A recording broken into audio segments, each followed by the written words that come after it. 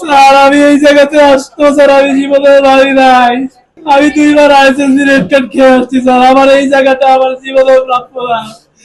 আমি স্যার এই জায়গাতে আসছি স্যার।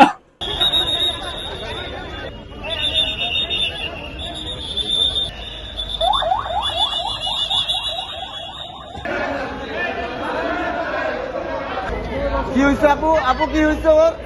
আমাদের সেমিস্টার ফি বাড়ানো হয়েছে গত নভেম্বরে, এবং আমরা নভেম্বর থেকেই এই সেমিস্টার ফি ঘোর বিরোধী ছিলাম। কারণ আমাদের যখন সার্কুলারটা দেয়, সার্কুলারে অন্যান্য পাবলিক ইউনিভার্সিটির মতো যেরকম সেমিস্টার ফি সেরকম কথা বলা ছিল, আর আমরা সেটা মেনেই এই ভার্সিটিতে পড়তে এসেছিলাম। কিন্তু এরপর হঠাৎ করে আমাদের সেমিস্টার ফিটা আকাশচুম্বী হয়ে যায়। আকাশচুম্বী বলতে, এটা আগে যেখানে ছিল 3,500, সেখান থেকে হঠাৎ 24,000 করা হয়, যেটা আসলেই সবার পক্ষে পে করা ইম্পসিবল।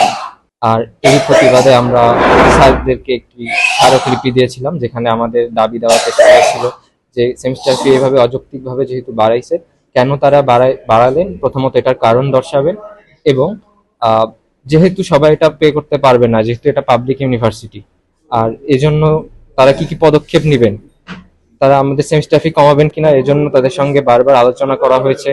ইতিমধ্যে 2-3 বার আলোচনা করা হয়েছে। ভিসি স্যার আমাদের প্রতিনিধির সঙ্গে কথা বলেছেন, কিন্তু আমরা আশানুরূপ কোনো ফলাফল পাইনি।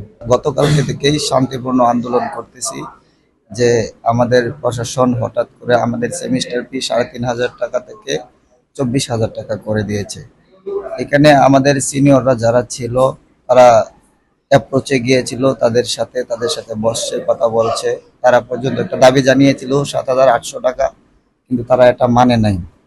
না মানার পরে আমরা সবাই আন্দোলন শুরু করার পরে কালকে আমরা আন্দোলন করছি। কালকে আন্দোলন করার পরে বিসি স্যারের পক্ষ থেকে একটা নোটিশ আসছে যে আমাদের সবকিছু বাদ দিয়ে 12,000 টাকা দিতে হবে। কিন্তু যেহেতু এটা পাবলিক একটা ইউনিভার্সিটি, 12,000 টাকা দিয়ে সবার পক্ষে পড়া সম্ভব না। কারণ এখানে আমরা পাবলিক দেখি বিদায় আমরা সবাই এখানে ভর্তি হয়েছি, নয়তো কেউ এখানে ভর্তি হইতো না। এখন বিসি স্যারের এখানে অনেক আমাদের যে সিনিয়ররা গিয়েছিল তাদেরকে নিয়ে অনেক কঠোর কথা বলছে, অনেক খারাপ ভাবে গালিগালাজ করছে। আর আমরা সিনিয়ররা চুপ রয়েছিল, কোনো কিছু বলে নাই। তো আজকে আমরা আবার সেই নতুন করে কর্মসূচি নিয়ে আমরা হাজির হয়েছি।